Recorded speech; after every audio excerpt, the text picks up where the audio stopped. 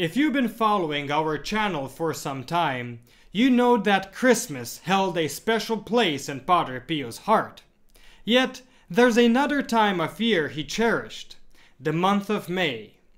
This month, dedicated to Our Lady, whom Padre Pio dearly loved, held profound significance for him. Stay tuned to learn more. Ave mundi spes Maria. Welcome back to our YouTube channel following Padre Pio.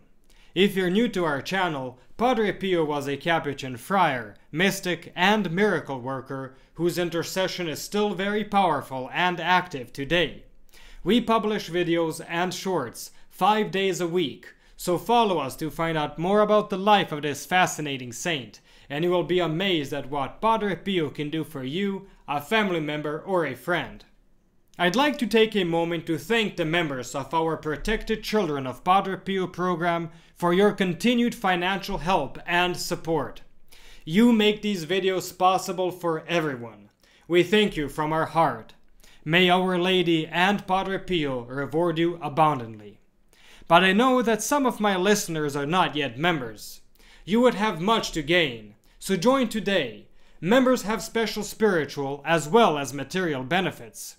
One such benefit, our regular Mass is celebrated especially for your intentions. Pope Benedict XV said, "The Holy Mass would be of greater profit if people had it offered in their lifetime rather than having it celebrated for the relief of their souls after death." It's simple to join. Just click the link in the description below to find out more. Today's insights are drawn from the book Padre Pio, Master of Marian Devotion by Angelo Pizzarelli. Within its pages, the author leads us through letters written by Padre Pio that highlight his profound love for Our Lady Mary and the month of May, which we as Catholics dedicate to increasing our devotion to Mary, the Mother of God. The author shares, "The month of May, fragrant with roses and radiant with light, was always eagerly awaited by Padre Pio with joyful anticipation. He used to exclaim, 'May is the most beautiful month of the year.'"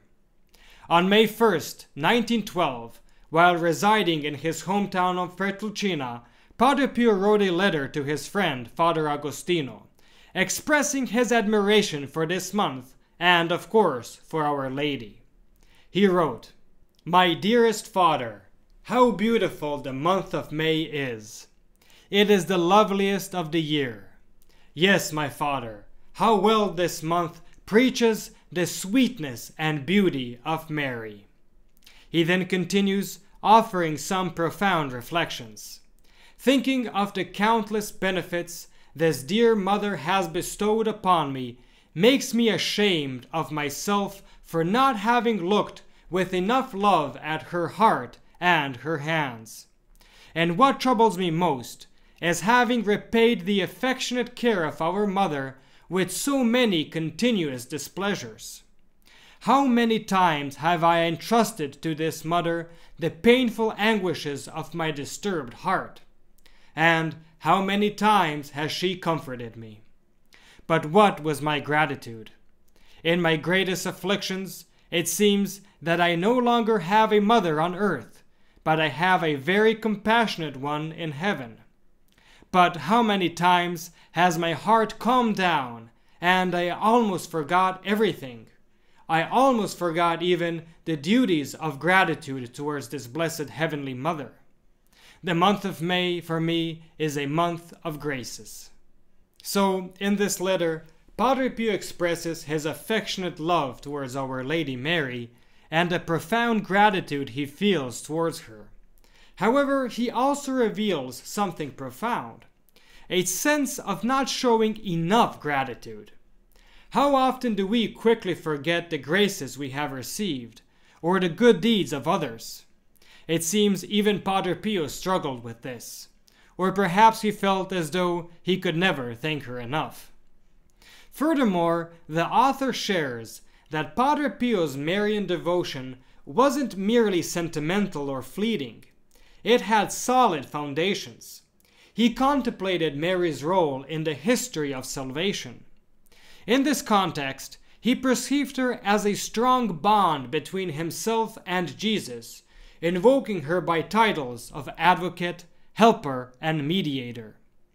On May 6, 1913, a year after the first letter, Padre Pio again wrote to Father Agostino, expressing his love for the month of May. In this letter, he continued to reflect on the beauty of Mary's role in his life and the significance of this special month dedicated to her. He wrote, "Dearest Father, the month of the beautiful Mom has finally returned. This dear mother continues to offer me her maternal care with attention, especially in this month. What have I done to deserve such delicacy?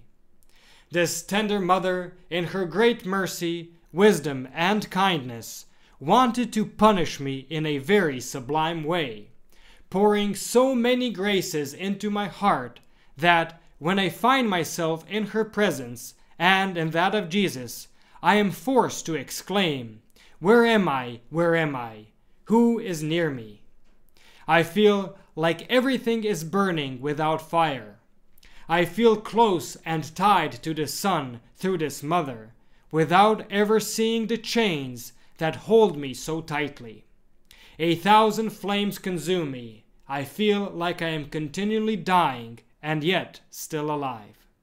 The author Angelo Pizzarelli comments that the letter expresses a mystical love that ignites the soul, highlighting the profound significance of the Holy Virgin in our lives.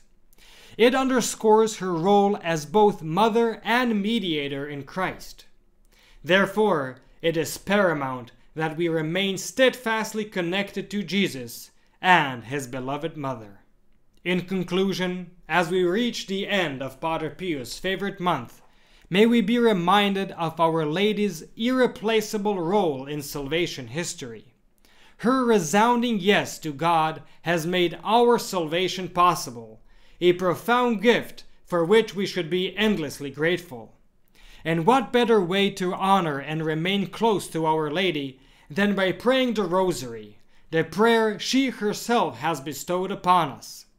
That's why I encourage all of you listening to embrace the daily recitation of the Rosary. Saint Bonaventure wrote, "When we say Hail Mary, all heaven rejoices, and all hell trembles."